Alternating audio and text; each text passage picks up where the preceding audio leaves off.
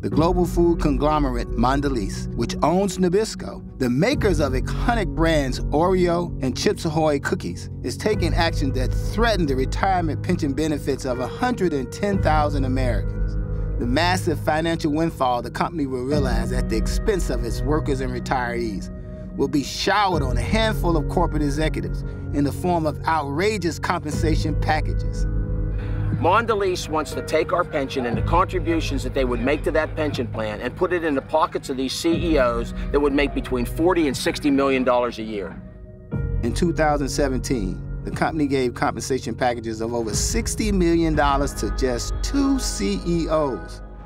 The new CEO, Dirk Van der Put, who had worked only 41 days in 2017, got $42.4 million of that $60 million.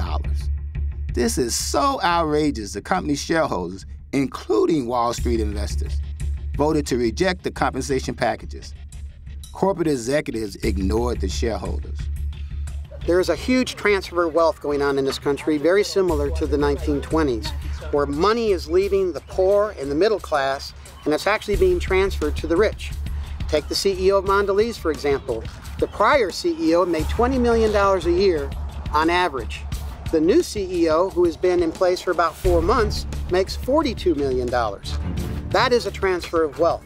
When you try to take away people's pensions, and you're going to pay somebody $42 million, that money comes from someplace, and it's not from the profits of cookies. In order to pay for those massive compensation packages and feed their greed, corporate executives have decided to attack the hard-earned retirement benefits of the very same employees who built the company and produced the products that created the wealth. They're stealing from us and putting it in their pockets. Mondelez has a moral and ethical obligation to fund the pension plan that has existed for over 60 years, a pension plan that affects the lives and families of over 110,000 Americans. Mondelez, keep your hands off our pension! Because Mondelez executives have shown a blatant disrespect for their workers, retirees, and shareholders, faith leaders are speaking out and taking a stand against Mondelez's immoral and unethical business model.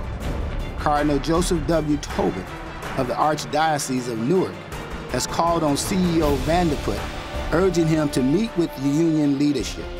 And the Cardinal even offered his office and personnel to facilitate the discussion. And what response did the Cardinal get? Nothing. More than 200 faith leaders have now signed onto an appeal for justice and moral and ethical business model at Mondelez Nabisco. That appeal statement, signed by the faith leaders for justice at Mondelez Nabisco, is being submitted to the CEO and board of directors at today's shareholders meeting. This is a moral crisis. What the people like Van der Put don't realize is that without a thriving middle class, there won't be enough consumers to buy the products that are made. They're all about corporate greed, and that's not going to change until we force them to change. What kind of America do we have when a relative handful of ultra-rich executives own more than the rest of society as a whole? The answer is we have an America that is no longer the beacon of hope, an America that no longer values work over wealth, an America that loses its moral and ethical foundation. This is not the America we want.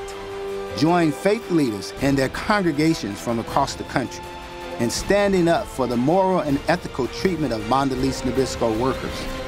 It's the first step at saving the American worker and saving the America that our founders envisioned.